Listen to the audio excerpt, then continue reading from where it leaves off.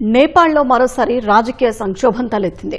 2 రోజులుగా సాగుతున్న ఘర్షణలకు బాధ్యత వహిస్తూ ప్రధాని పదవికి కేపీ శర్మ ఓలి రాజీనామా చేశారు. ముందుగా సామాజిక మాధ్యమాలపై నిషేధాన్ని ఎత్తివేయాలని ఆందోళనలు చేసిన యువత తమ డిమాండ్ నెరవేరగానే ప్రధాని రాజీనామాకు పట్టుబట్టారు. ప్రధాని రాజీనామా చేసిన తర్వాత కూడా ఎక్కడికక్కడ విధ్వంసానికి దిగారు.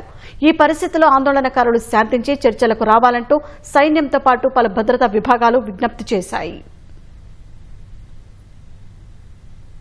అత్యవసర మంత్రివర్గ సమావేశం నిర్వహించి సామాజిక మాధ్యమాలపై నిషేధం ఎత్తేసిన నేపాల్లో ఆందోళనలు సద్దుమనక్కపోవడంతో నేపాల్ సైన్యం సూచన మేరకు ప్రధాని పదవికి కేపీ శర్మ ఓలి రాజీనామా చేశారు. అవినీతి పరులపై చర్యలు తీసుకోవాలని డిమాండ్ చేస్తూ కాఠ్మండు సహా పలు జిల్లాల్లో యువత, విద్యార్థులు నిరసన చేపట్టారు. మాజీ ప్రధానులు, మంత్రుల ఇళ్లపై రాళ్లదాడులు జరిగాయి. రాజకీయ నాయకుల ఇళ్లను దగ్ధం చేశారు. ఈ నేపథ్యంలో ప్రధాని పదవికి రాజీనామా చేశారు. తన రాజీనామాతో సమస్యకు పరిష్కారం లభిస్తుందని ఆయన ఆశాభావం వ్యక్తం చేశారు.